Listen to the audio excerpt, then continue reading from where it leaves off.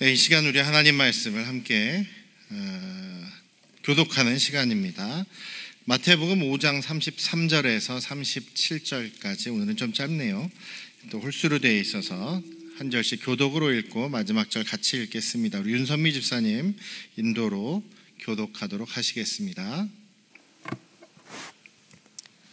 또 옛사람에게 말한 바 헛맹세를 하지 말고 내 맹세한 것을 주께 지켜라 하였다는 것을 너희가 들었으나 나는 너희에게 이르노니 도무지 맹세하지 말지니 하늘로도 하지 말라 이는 하나님의 보좌임이요 땅으로도 하지 말라 이는 하나님의 발등상이며 예루살렘으로도 하지 말라 이는 큰 임금의 성읍이요 내 머리로도 하지 말라 이는 내가 한 터럭도 희고 검게 할 수 없음이라 오직 너희 말은 옳다 아니라 하라 이에서 지나는 것은 악으로부터 나느니라. 아멘. 할렐루야. 네, 우리 아버지 하나님의 크신 그 은혜와 크신 사랑이 또 여러분과 함께 하시기를 주님의 이름으로 축원합니다. 구약의 율법도 원래의 그 목적은, 근본 목적은 약한 사람들을 보호하는 데 목적이 있습니다. 하나님께서 사람들, 하나님의 백성이 그 죄에 빠지지 않고 하나님과의 관계가 또 계속 깊어지기를 원하시는 그런 마음이 있으셨고, 그래서 하나님과의 관계가 끊어지지 않는 그런 방법을 알려주신 것이고, 그 과정, 그런 내용 속에서 특히 또 그 당시의 고대 사회에서도 사회적인 그런 약한 사람을 하나님께서 보호하시기 위한 그런 내용들이 기록이 되어 있습니다. 그래서 그 여성들 같은 경우에 이렇게 이제 부정하니 격리해라 뭐 이런 얘기들 나오지 않습니까? 아이를 낳으면 격리해라. 그런 것들도 여성을 보호하기 위한 겁니다. 여성의 또 일하는 거에 작년 그런 것이 보호하는 그런 게 없으면 아기를 낳고도 바로 일을 해야 되고 바로 집안일, 바깥일 막 해야 되는 그러면 이제 여자분들이 건강이나 이런 문제들이 보호받지 못하는 그런 경우들이 있죠. 대부분 그런 원리들로 기록되어 있습니다. 맹세에 대한 얘기를 오늘 예수님께서 하시는데요. 맹세, 원래 율법에는 그 모세의 법, 우리 구약에서는 거짓 맹세, 헛맹세라고 하는 거짓 맹세를 하지 말아라. 그리고 또 맹세를 만약에 하게 되면 하나님의 이름으로 하든지 하게 되면 반드시 지켜라. 이렇게 이야기가 되어 있죠. 이것도 어떻게 보면 그 상대를 내가 맹세하는 해서 뭔가를 얻어내려고 하는 상대방을 보호하는 목적이 있어요. 하나님께서 맹세한 거를 꼭 그대로 지켜라, 서원한 거를 꼭 갚아라 이렇게 하나님께서 명령하지 않으시면 누가 지키겠습니까? 사람들이 잘 지키지 않겠죠. 그래서 구약에 한 3가지 정도의 그런 맹세에 관한 이야기가 기록이 되어 있어요. 레위기에 보시면 너희는 내 이름으로 거짓 맹세함으로 내 하나님의 이름을 욕되게 하지 말아라. 나는 여호와니라. 거짓말로 해서 맹세를 해서 그 순간만 모면하려고 하는 그런 것을 하지 말라고 하시죠. 하나님 앞에서 범죄하는 범죄자가 되기 때문에 거짓으로 맹세하지 말아라. 그 다음에 민수기에 보면 또 이렇게 나와 있어요. 사람이 여호와께 서원하였거나 결심하고 서약하였으면 깨뜨리지 말고 그가 입으로 말한 대로 다 이행해라. 다 지켜라.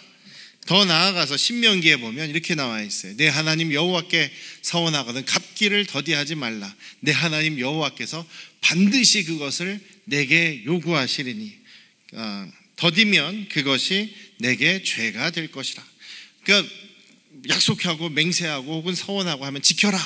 하나님이 직접 개입하신다. 이렇게까지 강하게 얘기하시는 거죠. 맹세하면 꼭 지켜라. 그래서 구약에 보면 하나님과의 언약을 맹세를 어쨌든 하나님의 이름으로 맹세했다가 잘 지킨 경우도 있고, 또 이스라엘 역사를 보면 하나님과의 맹세, 하나님과의 언약을 계속 지키지 못하잖아요. 깨잖아요.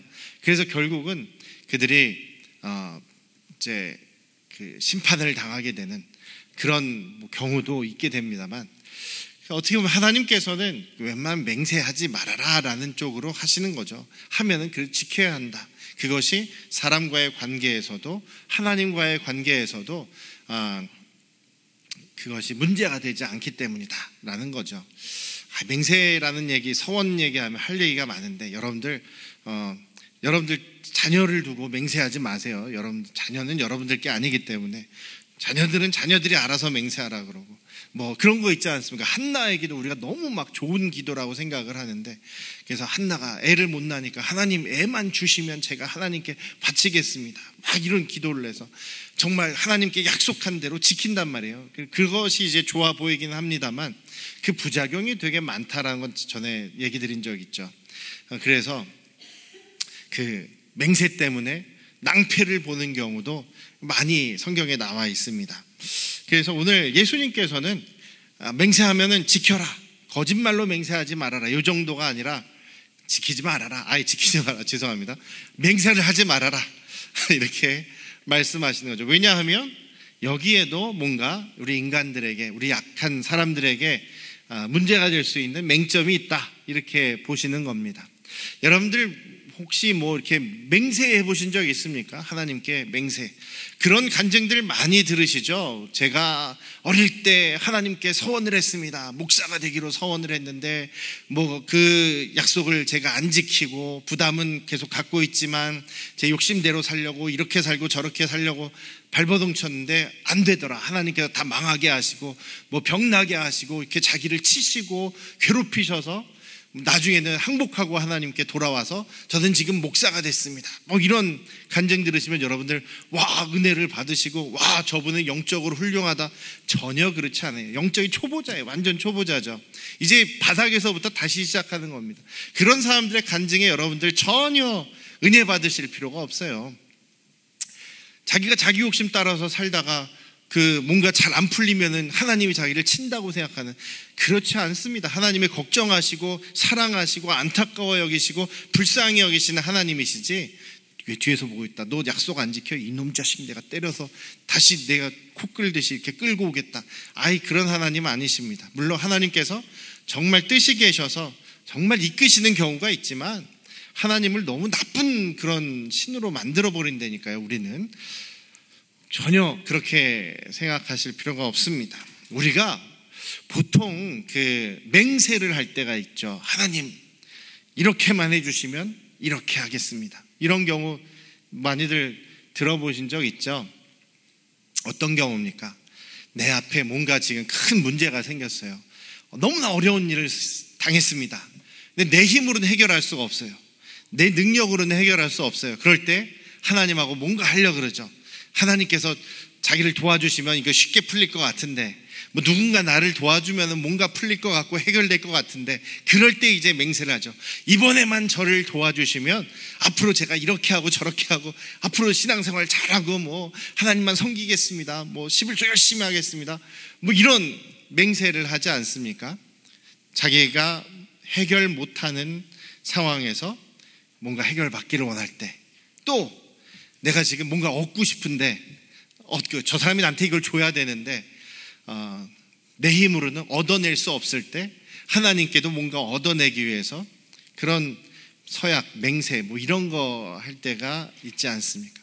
저 아기를 못 낳습니다, 아기를 주시기만 하면 뭐 이렇게 하겠습니다, 저 지금 직장 이거 들어가야 됩니다, 하나님 이번 직장에만 붙여주시면 제가 앞으로 열심히 신앙생활하고 11조 열심히 하겠습니다.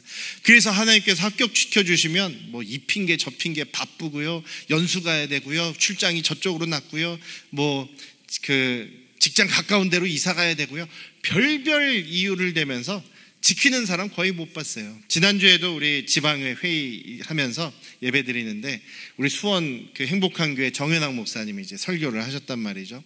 교회에 그런 일이 생겼답니다.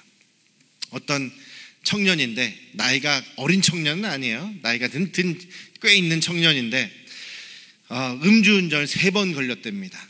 음주운전 한 번도 아니고 3번. 3번이면 이건 뭐 끝나는 거 아니겠습니까? 삼진 아웃 제도라 그래가지고 이제 음주운전 3번이면 끝나는 거예요. 더군다나 사고까지 냈대요. 교통사고까지 냈대요. 음주운전 3번째인데다가 교통사고까지 났습니다. 그럼 이거는 거의 용서의 여지가 없는 거래요. 무조건 구속되고 무조건 거의 100% 감옥에 가서 감옥 생활하고 그 다음에 나오면 이제 전과가 딱 붙어서 자기 그 인생에 이제 빨간 줄이 거지는 그런 상황이 된다는 거예요. 그래서 지금 구치소에 들어가 있습니다. 감옥 가기 전에 구치소에 있는 거예요. 재판을 지금 기다리고 있습니다. 난리가 났죠. 그 어머니가 이제 그 교회 성도님이신데 목사님을 찾아와서 막 울고 불고 하시면서 막 하소연을 하는 거예요. 매달리는 거예요. 목사님, 저희 살려주세요. 목사님 말씀, 아니 이게 음주운전 3번 이거고 그 다음에 이게 사고까지 냈기 때문에 야 이거 어렵습니다. 이거는 거의 불가능합니다. 목사님 그래도 살려만 주시면, 목사님이 어떻게 해주시면, 탄원서 써주시면 혹시 모르지 않습니까? 그래서 목사님은 또 불쌍하기도 하고 그래서 그 친구를 만났다는 거예요. 구치소 가서 만났는데 또 그 친구도 그랬다는 거예요. 목사님 이번만 살려주시면 제가 앞으로 술을 절대로 하지 않겠습니다. 앞으로 신앙생활 정말 열심히 하겠습니다. 뭐 이러면서 막 그러는 거예요. 그래서 목사님께서 그러면 그 종이 여러 장에다가 내가 잘못한 거를 쫙 적어라. 앞으로 내가 회개하겠습니다. 이거 제가 잘못했습니다. 회개하고 앞으로 이렇게 하겠습니다. 뭐 이런 거를 적어보라고 했대요. 그래서 자기가 잘못한 거 회개하는 거를 쫙 적었다는 거예요. 정성스럽게 적었겠죠. 그래서 목사님이 딱 그 내용 중에서 회개하는 내용만 열심히 잘라가지고 딱 그걸 붙이고, 그 다음에 또 교인들과 뭐 또 목사님의 또 탄원서까지 열심히 적어가지고 이제 판사님께 제출을 했다는 거예요. 그런데 기적적으로 주변 사람들은 절대로 그런 일이 생길 수 없다고 하는데 기적적으로 집행유예를 받아서 풀려났다는 거예요. 석방이 됐다는 거예요. 감옥에 안 가고. 그리고 났는데 그 뒤로 사라져버렸어요. 그 뒤로 무슨 이 사람이 어디에 있는지, 주의를 지키는지, 왜 주의 온다 그래놓고선 교회에 한 번도 안 왔다는 거예요. 그러니까 되게 그런 거죠. 들어갈 때 다르고, 화장실 들어갈 때 다르고 나갈 때 다르다 그러잖아요. 저도 별로 기대 안 합니다. 탄원서 저도 하고 합니다만, 해드리고 합니다. 뭐 어쨌든 안타까우니까 혹시나 하는 마음에 별로 기대는 안 해요. 저도 그 약속 지키시는 분 별로 못 봤어요. 그런 일이 근데 교회에 많은 것 같아요. 교회에만 왜 그런 일이 많은지 모르겠어요. 뭔가 내 힘으로는 지금 불가능해, 해결할 수가 없어. 그런데 하나님께서 도와주시면, 또 교회 목사님이, 교회 성도님들이 도와주시면 뭔가 될 것 같아. 그래서 막 매달려가지고 막 별별 맹세를 다 하고 이루어냅니다. 그리고 나면 입을 씻어버리는 거죠. 그런 경우도 많이 하지 않습니까? 정말 불치병, 갑자기 큰 병에 걸렸어요. 하나님 살려만 주시면 이렇게 하겠습니다. 하나님께서 모르고 속으시겠어요? 불쌍히 여기셔서 은혜를 베푸시고 기회를 주시는 거죠. 그런 일들이 있다는 겁니다. 내가 해결하지 못하는 문제, 내가 뭔가를 얻어내기 위해서 맹세를 하죠. 또 이제 사람들과의 관계에서도 그 맹세들을 사용할 때 어떻게 합니까? 나를 믿어. 내가 하는 말 좀 들어. 내가 하는 말이 진짜야, 사실이야, 뭐 정말 뭐 진리야, 막 이러면서 자기의 뭐 학력, 자기의 뭐 돈, 권위, 위세 이런 걸 다 동원해가지고 믿게 만들죠. 자, 나를 믿고 뭐 다음 주까지 갚을 테니까 돈 얼마 빌려줘. 그러고선 온갖 방법으로 자기를, 내 머리를 두고 맹세한다 막 이러면서 내 뭐 능력을 주고 내 건강을 두고 맹세하니까 뭐 이렇게 해라, 좀 해달라. 내가 확신하고 옳다고 여기는 것을 상대방에게 아주 그냥 강압적으로 관철시키기 위해서 맹세들을 하는 경우가 있다. 2가지 정도의 이유가 있는 것 같아요. 둘 다 잘못되어 있죠. 내가 원하는 것을 얻어내기 위한, 내가 중심이 되고 내 욕심이 밑바탕에 깔려 있는 거죠. 잘 생각해 보십시오. 우리가 뭔가 맹세를 하고 뭔가 막 서원을 하고 할 때 그 내 밑바닥 본심 깊숙한 곳에는 내 욕심이 깔려져 있는 경우가 많다는 거죠. 그래서 하나님께서는 괜히 하나님 앞에 거짓말하는 죄인 되지 말아라 라는 의미에서 맹세 웬만하면 하지 말고, 거짓 맹세하지 말고 했으면 지켜라 라는 구약의 법을 주신 겁니다. 그런데 예수님께서는 좀 더 나아가서 아예 하지 말아라 라는 말씀을 주시는 거예요. 우리가 죄인 되는 것을 오히려 근본부터 막기를 원하시는 것이고, 우리가 맹세를 뭔가 하려고 할 때 우리의 본성은 내 욕심, 내가 중심인 모습이기 때문에 그렇다라는 것입니다. 예수님께서 여기서 예를 드시죠. 4가지 예를 드시는데 자, 무슨 예를 드십니까? 너희들 맹세할 때 하늘로도 맹세하지 말아라. 하늘은 하나님의 보좌다. 땅으로도 하지 마라. 땅은 하나님의 발등상이다. 하나님이 밟고 계신 곳이다. 예루살렘으로도 하지 말아라. 예루살렘은 큰 임금의 성이다. 근데 예루살렘의 큰 임금이 누굽니까? 그 당시 예수님 당시에는 예루살렘에 임금이 왕이 없었어요. 이스라엘의 왕이 있어봤자 그냥 몇 조그만 지역 다스리는, 그것도 이스라엘 나눠가지고 분봉왕으로라는 이름으로 다스리는 거지 예루살렘에 왕이 없어요. 로마 총독도 예루살렘에 거의 있지 않습니다. 저기 휴양지인 가이사라에 가서 그냥 쉬면서 그냥 별 문제 없나 이것만 체크하고 있는 것이죠. 예루살렘에 왕이 없습니다. 그런데 예루살렘에는 하나님의 성전이 있죠. 하나님이 거기 계신, 그러니까 예루살렘도 하나님의 성전이 있는 하나님 거다. 그 얘기를 하는 거예요. 하늘 하나님의 것이다. 땅 하나님의 것이다. 예루살렘 하나님의 것이다. 자, 너희가 너희 물건, 너희 몸을 가지고 맹세하지, 너희 머리를 가지고 맹세하고 너희의 능력을 가지고 맹세하지, 너희의 머리카락 하나라도 희고 검게 할 수 있느냐? 그것은 하나님이 하시는 것이다. 무슨 얘기를 지금 하시는 거냐면, 내가 너희 욕심으로 너희가 중심이 돼서 네가 원하는 대로 하려고 지금 이런 것들을 하는데 아니다. 너희들이 지금 맹세하는 모든 것은 다 하나님의 것이다. 하나님이 주인이시다. 하나님이 주인이시지, 하나님이 중심 되신 분이지, 너희가 할 수 있는 것은 아무것도 없다라는 얘기를 하시는 겁니다. 그러니까 예수님께서 지금 맹세에 대한 얘기를 하시면서도 중요한 것은 하나님이 중심이시고 하나님이 나의 왕이시고 또 내가 아닌 하나님이 주인 되시는 삶, 하나님의 뜻대로 사는 삶이 되어야 된다라는 얘기를 하시는 겁니다. 그래서 마지막에 너희는 말을 할 때 옳다 아니라 해라 라는 말씀은 이렇게 좀 너무 이렇게 압축해서 그런데, 너희가 만약에 옳다라고 해야 될 상황이면 옳다라고 해라. 그리고 아니다라고 해야 되는 상황이 되면 아니다라고 해라. 무슨 얘기입니까? 그 기준은 뭡니까? 하나님께서 옳다라고 하시는 거는 가서 네 하고 따라가라. 하나님께서 이건 아니다라고 하시면 아이고 아니군요, 저도 아니요 하겠습니다, 가지 말라, 이런 얘기입니다. 우리가 옛날에 찬양을 굉장히 많이 부른 찬양이 있습니다. 주님 말씀하시면 내가 나아가겠습니다. 주님 뜻이 아니면, 주님이 안 된다라고 하시면 제가 멈춰서겠습니다. 나의 가고 서는 것 누구 뜻이요? 주님 뜻에 있으니 오 주님 나를 붙드소서. 그런 찬양하지 않습니까? 주님 말씀하시면 그대로. 찬양은 잘하고 노래는 잘하고 그냥 흥얼흥얼은 잘하는데 실제로 우리의 삶이 정말 주님이 가라면 가고 주님이 맞다라고 하면 맞고 틀리다라고 하면 틀린 그런 삶을 살고 있느냐, 여전히 내가 중심이 돼서 내가 원하는 것을 차지하려고 거짓 맹세, 헛맹세 하고 있느냐, 우리가 돌아봐야 한다라는 것이죠. 하나님이 중심이 되는 삶.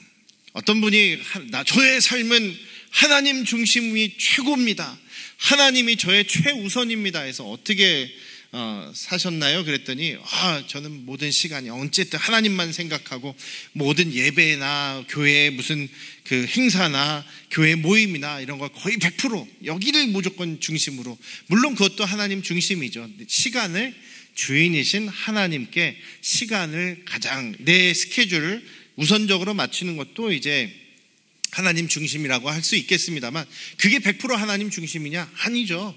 그 외에 우리 밖에서 일상생활에서 또 사람들과의 관계에서 가정에서 거기서는 하나님 중심이 나타나야 되는 것 아니겠습니까?